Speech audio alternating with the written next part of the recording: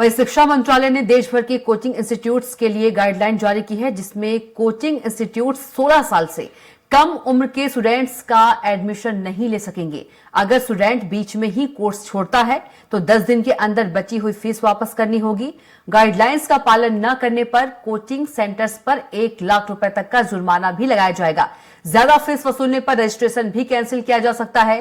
Students की आत्महत्या के बढ़ते मामलों, क्लासेस में आग की घटनाओं और कोचिंग सेंटर्स में सुविधाओं की कमी को देखते हुए शिक्षा मंत्रालय ने ये गाइडलाइंस जारी की है। ये गाइडलाइंस 12वीं के बाद जेईई, नीट जैसे एंट्रेंस एग्जाम और सभी प्रतियोगी परीक्षाओं की तैयारी कराने वाले कोचिंग सेंटर्स को ध्यान में रखकर बनाई गई है।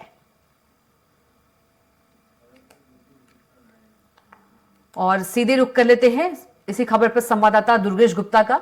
दुर्गेश, क्या कुछ खबर को लेकर जानकारी? अब 16 साल से कम उम्र के जो बच्चे हैं, अब वो कोचिंग में नहीं जा सकेंगे।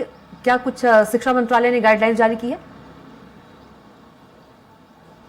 बिल्कुल स्पष्ट तौर से कविता, जिस तरीके से हम देख रहे हैं कि बच्चे जो 16 साल से कम उम्र के बच्चे होते हैं उनको लेकर शिक्षा मंत्रालय ने एक गाइडलाइन जारी की है। इस गाइडलाइन के तहत में अब 16 वर्ष से कम उम्र के बच्चों को कोचिंग संस्थान एडमिशन नहीं दे सकेंगे, ना ही उनको पढ़ा सकेंगे। चूंकि जिस तरीके से देखा जा रहा था कि बच्चों पर बोर्ड एग्जाम का दबाव होने के साथ साथ में कॉम्पिटिटिव एग्जाम का भी बड़ा दबाव देखने को मिलता था, और इस दबाव की वजह से कई बच्चे ऐसे होते थे जिनकी मानसिक इतने दबाव में आ जाते थे कि उनको आत्महत्या तक जैसे कदम उनको उठाने पड़ते थे। अगर उनका बोर्ड का रिजल्ट खराब हो जाता था, बोर्ड का रिजल्ट बिगड़ जाता था, तो उसकी वजह से बच्चे परेशान हो जाते थे। इसी के साथ में कॉम्पिटिटिव एग्जाम में भी अगर वे फाइट नहीं कर पाते थे तो उसकी वजह से भी वे मानसिक दबाव में आ जाते थे, और कई बार इतने दबाव में आ जाते थे कि वे बच्चे अपने आप को मौत के हवाले तक कर देते थे, यानी कि आत्महत्या जैसे कदम भी वे उठा लेते थे। इसी के साथ में जिस तरीके से देखा जा रहा था, कोचिंग संस्थानों में बैठने की व्यवस्था भी बच्चों पर काफी तरह से परेशान करती थी। बच्चे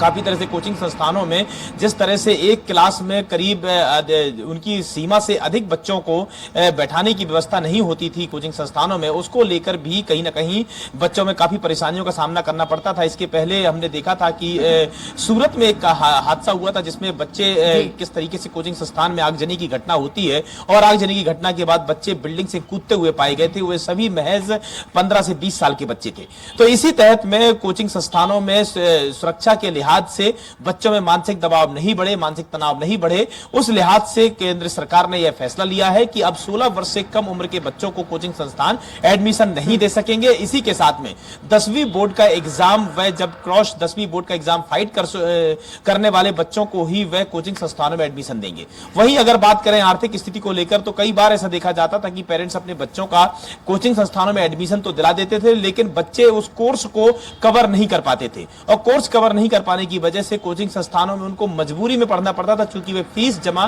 कर चुके होते हैं। और अब इस फीस को लेकर भी केंद्र सरकार ने गाइडलाइन जारी की है कि अगर कोई बच्चा फीस जमा कर देते हैं, पेरेंट्स फीस जमा कर देते हैं, और वह बच्चा उस कोर्स को कंटिन्यू नहीं करना चाहता है, तो बची हुई फीस करीब 10 दिन के अंदर जो कोचिंग संस्थान के संचालक हैं उनको बच्चों के खाते में या पेरेंट्स के खातों में डालनी पड़ेगी। मैं इस वक्त ऐसी जगह पर मौजूद हूं, एमपी नगर के कोचिंग का हब कहा जाता है। यह पूरी पट्टी आप देख सकते हैं कि यहाँ पर जो कोचिंग संस्थान है, कोचिंग संस्थानों का इस पूरी पट्टी को हब कहा जाता है। यहाँ पर हजारों की तादाद में प्रतिदिन बच्चे यहाँ कोचिंग पढ़ने आते हैं, और competitive exam IIT, JEE, NEET की तैयारी करने के लिए यहाँ पर बच्चे आते हैं। हजारों की तादाद में प्रतिदिन बच्चे इन कोचिंग संस्थानों में पढ़ने के लिए आते हैं, जिनकी उम्र अगर बात की जाए तो उनकी उम्र करीब 16 साल से कम उम्र के बच्चों को ही कोचिंग संस्थान एडमिशन दे देती है। और इसी के साथ में अगर बात करें तो पेरेंट्स भी कहीं ना कहीं 16 वर्ष से कम उम्र के बच्चों को सिर्फ इस लिहाज से उनको एडमिशन दिला देते हैं ताकि बच्चे कॉम्पिटिटिव एग्जाम की तैयारी कर सकें,